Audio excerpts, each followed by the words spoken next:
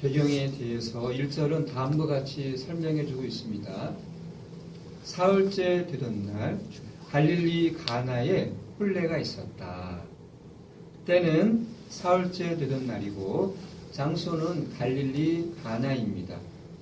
마치 창세기 1장에서 셋째 날에 바다에서 땅이 드러나듯이 그렇게 때와 장소를 언급하고 있습니다. 사흘째 되던 날에 갈릴리 가나에서 일어난 일이에요. 사도 요한은 마치 창세기를 염두에 두고 글을 쓰고 있는 것처럼 보입니다.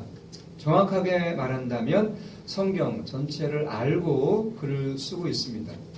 모든 사람은 특별한 시간과 공간 안에서 살아가고 있지요.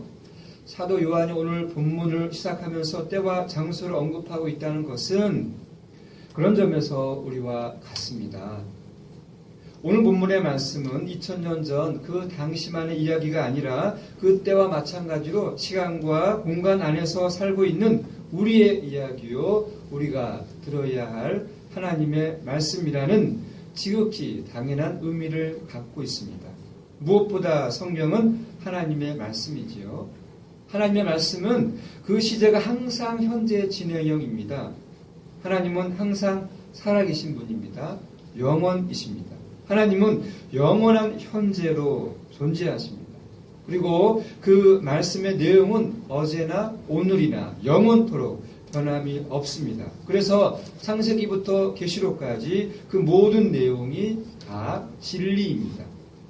예수 그리스도 우리 주님은 그 진리의 말씀과 함께 지금 우리에게 오고 계십니다. 주님은 그렇게 오십니다. 그러므로 성경은 늘 깨어있으라, 늘 깨어있으라 말씀하세요. 빌립보서 3장 12절 이하에서 사도 바울은 이렇게 말합니다. 내가 이미 얻었다함도 아니요 온전히 이루었다함도 아니라 오직 내가 그리스도 예수께서 잡힌 바 된 그것을 잡으려고 달려가노라. 형제들아, 나는 아직 내가 잡은 줄로 여기지 아니하고 오직 한 일, 즉 뒤에 있는 것은 잊어버리고 앞에 있는 것을 잡으려고 폿대를 향하여 그리스도 예수 안에서 하나님이 위에서 부르신 부름의 상을 위하여 달려가노라. 지나간 시간, 지나간 일은 잊어버리고 지금도 여전히 그 표대를 향하여 예수 그리스도를 향하여 달려가고 있다고 말합니다. 과거가 중요한 것이 아니에요. 아직 오지 않은 미래가 중요한 것이 아니라 현재, 지금을 우리는 믿음으로 살아가야 합니다. 과거에 아무리 훌륭한 신앙생활을 했다고 하더라도 지난 과거에 아무리 화려한 경력이 있다 하더라도 중요하지 않습니다. 과거에 내가 공부 잘한 것, 그것이 무엇이 중요합니까? 지금 내가 공부를 하고 있느냐가 중요한 거잖아요.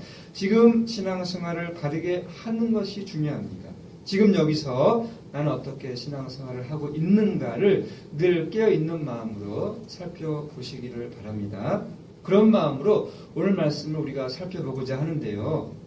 갈릴리 가나에 결혼식이 있었는데 예수의 어머니와 예수와 그의 제자들도 청함을 받았다고 합니다. 이스라엘의 결혼식은 우리처럼 당일에 끝나는 것이 아니라 일주일 이상 결혼 잔치가 열렸다고 합니다. 결혼은 일륜지 대사라는 말도 있잖아요. 인생에서 결혼만큼 중요한 일이 또 있을까요? 어떤 남자, 어떤 여자를 만나 결혼하느냐가 삶을 좌우하기 때문이죠. 특히 남성 중심의 사회일수록 여자의 삶은 남자에 따라 좌우되었습니다. 인격과 능력을 겸비한 남자를 만나면 여자의 삶은 행복으로 이어질 수 있지만 능력이 없고 인격에 문제가 있는 남자를 만나면 여자의 삶은 불행의 연속일 수밖에 없습니다. 남자도 마찬가지입니다. 어떤 여자를 만나느냐에 따라서 남자의 삶도 많이 달라집니다. 남자와 여자가 만나서 결혼하는 날, 그 날은 인생에서 가장 중요한 날이고 인생 최고의 날입니다. 그런데 오늘 본문에는 결혼식의 주인공인 남자와 여자는 등장하지 않습니다. 그들의 이름조차도 언급하지 않고 있어요. 대신 포도주가 등장하고 있습니다. 결혼잔치에 포도주가 떨어졌다고 합니다. 이스라엘은 우리나라와 토양이 달라서 물의 질이 별로 좋지를 않습니다. 그래서 물 대신 포도주를 일상의 음료로 마신다고 하는데요. 결혼잔치에서 기쁨과 즐거움을 상징하는 이 포도주가 떨어졌습니다. 예수의 어머니가 이 사실을 예수에게 말했습니다. 저들에게 포도주가 없습니다. 예수께서 대답합니다. 여자여, 나와 무슨 상관이 있나이까? 내 때가 아직 이르지 아니하였습니다. 예수의 어머니와 예수 사이에 오고 간 이 대화는 우리가 선뜻 이해하기가 좀 어려워요. 포도주가 떨어졌다면 결혼식의 모든 것을 준비하고 진행하는 연회장에게 가서 이 사정 이야기를 이야기하는 것이 순서일 것 같은데요.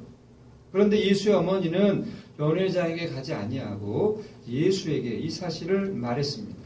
예수의 어머니는 어떤 의도를 갖고 말했던 것일까요? 사도 요한은 그것에 대해서 직접 설명하지 않습니다. 직접적인 설명이 없다는 것은 대화 속에서 우리가 그 의미를 알 수 있다는 뜻도 들어 있습니다. 예수여, 나와 무슨 상관이 있습니까? 내 때가 아직 이르지 아니하였습니다. 예수의 대답은 상당히 부정적으로 여겨지잖아요. 포도주가 없다는 것과 예수와는 상관이 없다는 의미로 이해가 됩니다. 여기서 예수의 어머니가 어떤 의도로 포도주가 없다고 말했는지 짐작해 볼 수 있는데요. 포도주가 떨어졌으니 이 문제를 해결해 달라는 의미로 보입니다. 이 요구는 마치 광야에서 받은 예수님의 시험과 그 맥을 같이 하고 있는 것은 아닌가 생각이 되어지는데요. 마태복음 4장 3절에 보면 시험하는 자가 예수께 나와서 이르되 내가 만일 하나님의 아들이거든 명하여 이 돌들로 떡덩이가 되게 하라. 하나님의 아들이라면 돌을 떡으로 만들어 보라고 하잖아요. 하나님의 아들이라면 성전에서 띄워보라고 합니다. 예수의 어머니도 예수가 하나님의 아들이기에 이런 요구, 이런 요청을 하고 있는 것은 아닐까요? 하나님의 아들로서 능력을 보여달라고 말입니다. 우리도 이런 요구나 요청을 많이 받으면서 살아갑니다.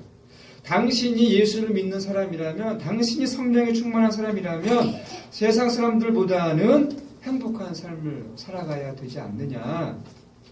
세상 사람들보다 나은 것이 있어야 되지 않느냐. 공부 잘 해야 되고 좋은 대학에 들어가야지, 좋은 직장에 들어가야지, 연봉도 많이 받아야지, 승진해야지, 인격도 갖추어야지, 먼저 양보하고 먼저 베풀어야지. 세상 사람들보다는 잘 나가야 하고 인격도 좋아야 하고 성공해야지, 그래야 예수 믿는 사람이지. 이런 요구, 이런 요청 많이 듣지 않습니까? 이런 요구들 앞에서 우리의 마음은 편치가 않아요. 물론 우리 자신이 능력이 있고 인격이 좋고 마음이 넓으면 더할 나위 없이 좋겠지만 그렇지 못하다는 것을 우리 자신이 누구보다도 잘 알고 있기 때문입니다. 또한 우리는 오늘 본문처럼 포도주가 떨어지는 현실을 매일 경험하며 살아갑니다. 어느 날 갑자기 건강에 문제가 생깁니다. 사업에 실패하기도 하고요. 가정에 여러 가지 일들이 일어납니다. 진학의 문제, 취업의 문제, 결혼의 문제, 직장의 문제, 자녀의 문제 등등 우리의 삶은 문제의 연속입니다. 하나가 해결되었다 싶으면 다른 일들이 꼬리에 꼬리를 물고 일어납니다. 그런 문제들을 해결하려면 여러 가지 조건들이 필요하잖아요. 개인적으로 능력이 있어야 하고요. 노력도 필요하고요. 주변 사람들의 도움도 필요합니다. 돈도 있어야 하고요.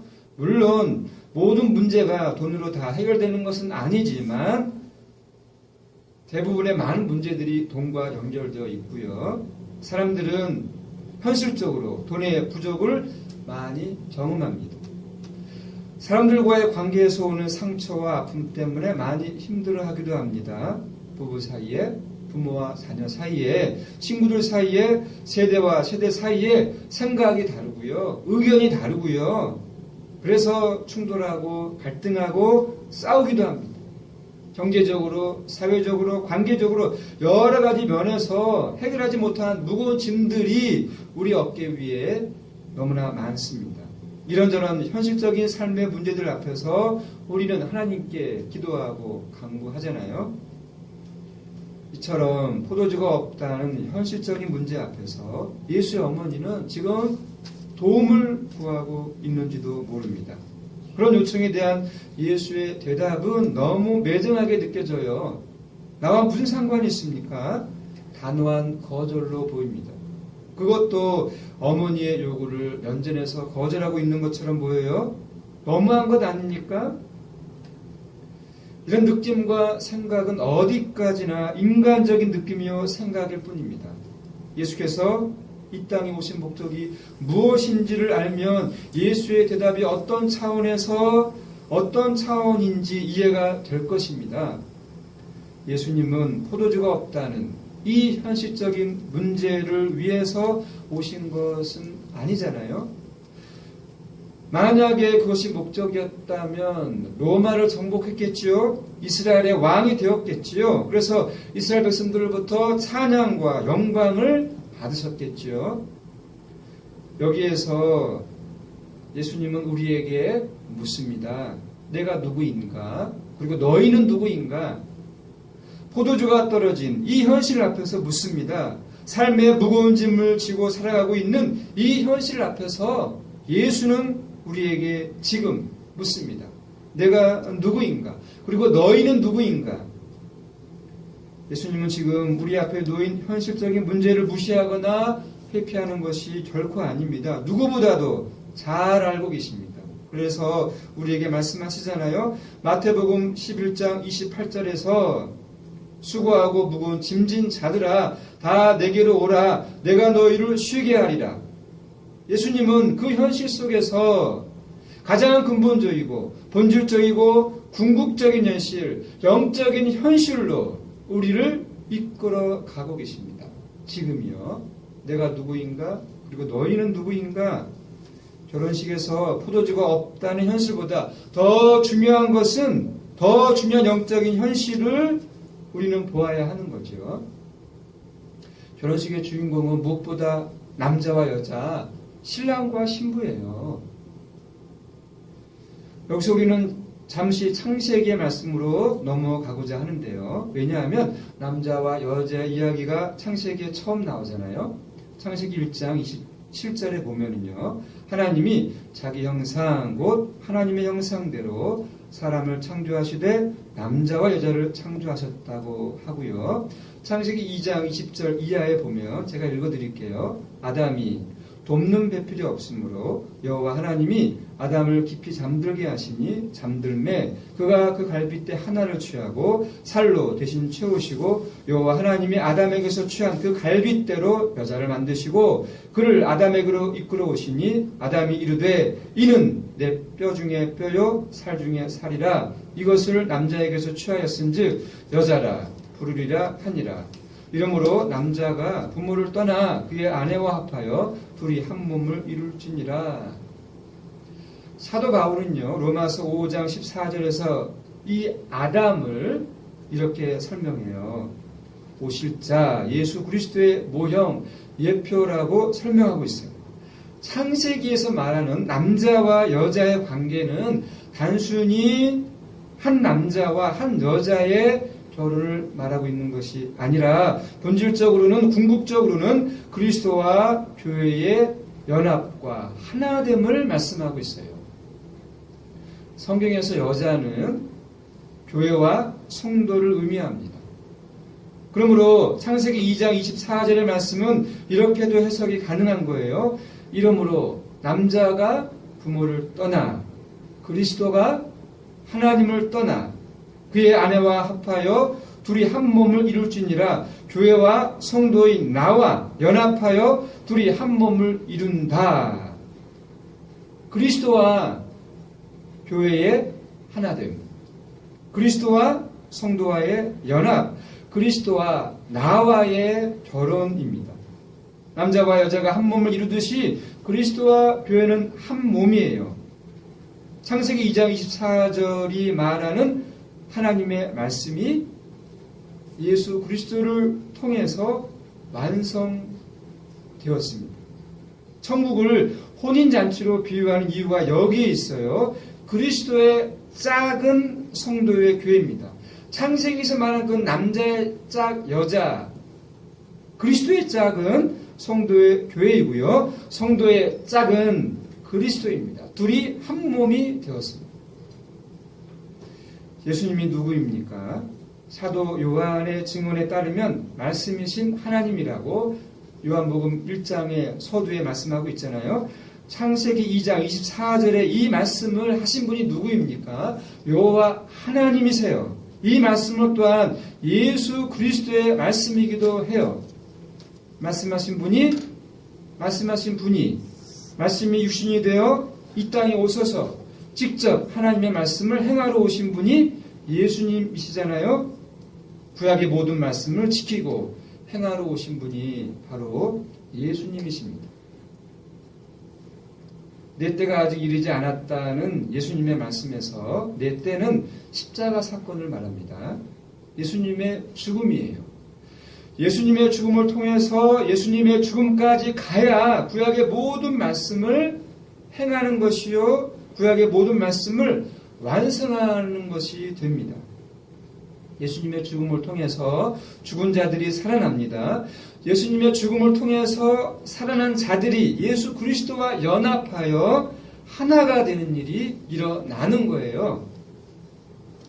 예수님은 교회와 하나됨을 위하여 하나님을 떠나 이 땅에 오셨어요. 말씀이 육신이 되었습니다. 그리스도가 하나님을 떠나서 이 땅에 오신 목적이 뭐예요? 우리와 결혼하기 위해서, 우리와 하나 되기 위해서 오신 거죠. 그 말씀이 예수 그리스도를 통해서 성취가 된 것입니다. 그 실체가 나타난 거예요. 아담이 여자를 보고 이렇게 말하잖아요. 이는 내 뼈 중에 뼈요, 살 중에 살이라. 이것은 곧 예수 그리스도가 성도와 교회를 향한, 즉 우리를 향한 말씀입니다. 나를 향한 예수 그리스도의 말씀이에요. 예수 그리스도가 우리 한 사람 한 사람을 향하여 말씀하고 계십니다. 너는 내 뼈 중에 뼈요, 살 중에 살이라. 그래서 성경 곳곳에서 말씀하시잖아요. 하나님이 너를 기뻐하신다. 너를 기뻐하신다. 우리를 소중하게 여기신다는 거예요.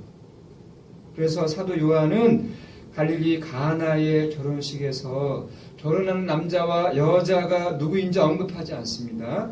결혼하는 남자와 여자는 다름이 아니라 참된 신랑이신 예수 그리스도와 예수 그리스도의 죽음을 통해서 참된 신부가 된 성도요 교회인 바로 우리 자신입니다. 이것보다 놀랍고 감격스럽고 천지가 진동할 복음의 말씀이 어디에 있습니까? 이 일은 포도주가 없다는 문제와는 전혀 차원이 다른 문제예요. 우리 인생에서 살고 죽는 문제만큼 절박한 문제가 어디에 있겠습니까? 그런데 예수 그리스도는 살고 죽는 이 인생의 문제를 초월해서 있습니다. 삶과 죽음을 초월한 영생이냐 영벌이냐 구원이냐 심판이냐, 이것이 그 갈림길이 예수 그리스도예요. 예수 그리스도를 알면 영생이요, 예수 그리스도를 알지 못하면 영벌입니다. 영원한 죽음이에요. 이것보다 중요하고 시급한 일은 우리 인생에서 단연코 없습니다. 우리는 포도주가 없다는 현실 앞에서 이 영적인 현실을 기억하지 못하고 살 때가 많잖아요. 돈이 오고 가는 그 손해와 이익 앞에서 우리는 거기에 빠져서 이 영적인 현실, 예수 그리스도가 우리의 참된 남편이요 신랑인 그 사실을 우리는 잊어버리고 살 때가 많습니다. 이런 말씀들은 우리의 삶과는 거리가 먼 이야기로 들려지기도 합니다. 그러나 잊지 말아야 합니다. 그래서 예수님은 이 영적인 현실을 기억하면서 살라고, 잊지 말라고 5절 이하의 말씀을 통해서 우리에게 말씀하고 계시는 거예요. 5절 이하에서 이 대화의 주인공들은 예수와 하인들이에요.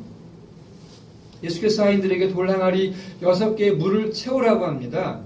예수의 말씀대로 하인들은 돌 항아리 6개의 물을 아귀까지 채웁니다. 예수께서 그 물을 연회장에게 갖다 주라고 합니다. 예수의 말씀대로 하인들은 그 물을 연회장에게 갖다 주었습니다. 그때 연회장이 신랑을 불러 말하지요. 사람마다 먼저 좋은 포도주를 내고 취한 후에 낮은 것을 내거늘 그대는 지금까지 좋은 포도주를 주었도다. 사도 요한은 이 사건을 이렇게 마무리하고 있어요. 11절입니다. 예수께서 이 첫 표적을 갈릴리 가나에서 행하여 그의 영광을 나타내심에 제자들이 그를 믿으니라. 제자들이 이 첫 표적을 통해서 예수가 그리스도인지를 알게 되었다고 합니다. 표적은 말 그대로 이 기적 안에 머물지 말고 이 기적 안에 들어있는 참된 의미를 보라는 거잖아요. 단순히 물이 포도주가 되었다는 이 기적의 핵심이 아니라 이 첫 표적을 통해서 예수를 그리스도로 보라, 예수를 그리스도로 알라는 말씀입니다. 제가 이해하기에 이 첫 표적을 바르게 이해하기 위해서는 먼저 여기에 등장하는 이 돌 항아리 6개가 무엇을 의미하는지를 바르게 알아야 하는데요. 돌 항아리는 유대인의 정결 예식을 위한 돌 항아리라고 설명하고 있습니다. 유대인들은 씻는 일을 중요하게 여겼어요. 외출하고 돌아왔을 때나 식사 전후에 부지런히 손과 발을 씻었습니다. 이렇게 씻는 일을 자주 행한 것은 위생의 차원도 있었겠지만 무엇보다 몸의 정결을 통한 마음의 정결, 신앙적인 차원의 정결을 생각했기 때문입니다. 율법의 말씀대로 행한 거예요. 율법의 말씀대로 부정한 삶을 멀리하고 정한 삶을 살기 위해서 이 정결 예식을 행했다는 거예요. 부정한 상태에서 정결한 상태로 가기 위해서 필요한 것이 무엇입니까? 물이에요. 물. 물은 더러운 것들을 씻어주고 정결하게 합니다. 성경에서 물은 말씀을 상징합니다. 그러므로 물의 실체는 말씀이에요. 말씀. 요한복음 4장 14절에서 예수님은 사마리아 여인에게 이렇게 말씀합니다. 내가 주는 물을 마시는 자는 영원히 목마르지 아니하리니 내가 주는 물은 그 속에서 영생하도록 솟아나는 샘물이 되리라. 물은 곧 말씀을 의미합니다. 항아리에 물을 부었다는 것은 말씀을 채웠다는 말과 똑같습니다. 그렇다면 6개의 항아리는 무엇일까요? 이 6개의 항아리가 의미하는 것은 언약입니다. 언약. 언약은 하나님이 사람에게 한 약속입니다. 창세기부터 예수님까지 6개의 언약으로 이해할 수 있는데요. 아담 언약, 노아 언약, 아브라함 언약, 모세 언약, 다윗 언약, 예수 언약 이렇게 6개의 언약이 있어요. 처음 언약은 아담 언약이고 마지막 언약은 예수 언약입니다. 예수가 마지막 선지자예요. 언약은 6개의 언약으로 말할 수도 있지만 하나의 언약으로 말할 수도 있는데요. 바로 예수 언약입니다. 왜냐하면 예수 언약이 마지막 언약이기 때문에 그렇습니다. 아담 언약으로부터 시작해서 모든 언약이 말씀하고 있는 내용은 한마디로 말하면 예수 그리스도예요. 모든 언약이 예수 그리스도를 말미암아 완성되었기 때문입니다. 그래서 성경은 예수 그리스도는 율법의 완성이라고 말합니다. 구약의 모든 말씀, 구약의 모든 율법을 예수께서 지키셨어요. 구약의 말씀 행하라, 행하지 말라 그 모든 말씀을 예수 그리스도께서 지키시고 행하셨어요. 그래서 그 율법의 말씀을 구약의 말씀을 완성하셨어요. 사람은 지키지 못했는데 이스라엘 백성들은 지키지 못한 그 율법의 말씀을 누가 지킵니까? 하나님이신 예수 그리스도. 말씀이신 예수 그리스도가 이 땅에 오셔서 그 율법의 모든 말씀을 다 지키세요. 행하세요. 그래서 이 언약을 완성하는 거예요. 말씀을 완성하시는 거예요. 그래서 예수 그리스도를 일컬어서 율법의 완성자다 그렇게 이야기하는 겁니다. 죽음으로 완성하셨어요. 이것을 사도 요한은 포도주로 변화된 그 물을 통해서 이것을 알라고 말씀하고 있습니다. 아담 언약, 노아 언약, 아브라함 언약, 모세 언약, 다윗 언약, 예수 언약이 예수 그리스도의 십자가와 부활로 말미암아 그 말씀의 실체이신 예수 그리스도가 드러난 거예요. 아담 언약에서는 언약은 있었지만 그 언약의 실체가 예수 그리스도인지 몰랐잖아요. 노아 언약도 마찬가지이고 아브라함 언약도 마찬가지이고 다윗 언약도 다윗의 시세서 메시아가 나온다라고 하는 그 언약은 있었지만 그 언약의 실체가 예수 그리스도인지 몰랐잖아요. 근데 예수 그리스도가 십자가와 부활로 말미암아 예수 그리스도가 죽으심으로 말미암아 그 아담으로부터 말씀하신 언약하신 그 모든 구약의 말씀의 그 내용이 바로 예수 그리스도이다. 그게 드러난 사건이에요. 그게 예수 사건입니다. 하나님의 비밀이 드러난 거예요. 하나님의 영광이 밝히 온 세상에 드러난 거예요. 그래서 우리는 알게 되었지요. 하나님의 비밀이 무엇인지, 하나님의 영광이 무엇인지, 그 실체가 무엇인지 드디어 알게 되었고 보게 되었습니다. 할렐루야. 우리는 오늘 이 표적을 통해서 주의 영광을 봅니다. 주님의 그 영광이 오늘 우리 자신에게 임하였음을 알게 됩니다. 오늘 우리가 함께 읽은 고린도전서 12장 1절 이하를 보면 형제들아 신령한 것에 대하여 나는 너희가 알지 못하기를 원하지 아니하노니 너희도 알거니와 너희가 이방인으로 있을 때에 말 못하는 우상에게로 끄는 그대로 끌려갔느니라. 그러므로 내가 너희에게 알리노니 하나님의 영으로 말하는 자는 누구든지 예수를 저주할 자라 하지 아니하고 또 성령으로 아니하고는 누구든지 예수를 주시라 할 수 없다 말씀하고 있잖아요. 하나님의 영 성령이 아니면 예수를 그리스도로 알지 못하고 고백하지 못하는 겁니다. 우리 안에 성령이 오셨다는 거죠. 우리 안에 하나님의 영이 계시다라고 하는 거잖아요. 우리가 예수를 그리스도로 안다고 하는 것은 우리 안에 성령이 오셨다는 거예요. 그래서 아는 거예요. 그래서 믿는 거예요. 오늘 본문에 나오는 하인들이 아는 것처럼 말입니다. 연회장은 물로 된 포도주를 맛보고도 어디서 났는지 알지 못하되 물도온 하인들은 아는 것처럼 그렇게 우리는 예수님께서 행하신 물로 포도주를 만든 이 사건이 무슨 표적인지를 알게 되었습니다. 이것을 제자들도 알고 믿었다고 합니다. 이 복음을 알고 믿는 것이 우리의 믿음이요 우리의 행함입니다. 갈릴리 가나에서 예수께서 행한 이 표적의 참된 의미를 내 안에 충만하게 채워가시기를 바랍니다. 예수 그리스도를 충만하게 알아가시기를 바랍니다. 포도주가 없다는 현실적인 문제들을 핑계 삼아 우리 안에 채워야 할 이 진리의 말씀을 외면하거나 회피하지 마시기 바랍니다. 이것을 외면하거나 회피한다면 그것이 곧 행함이 없는 믿음입니다. 오늘 주님께서 하인들에게 하신 말씀을 기억하시기 바랍니다. 돌 항아리에 물을 채우라. 이제는 떠서 갖다 주라. 주님의 말씀을 내 안에 가득 채우십시오. 그리고 그 말씀을 주변의 여러분들에게 흘려보내십시오. 그 사람만이 그 말씀의 진정한 맛을 아는 사람들입니다. 말씀이신 예수 그리스도를 신부인 내가 사랑하는 일은 다른 것이 아니라 항아리에 물을 가득 부으듯이 그분을 그렇게 알아가는 거예요.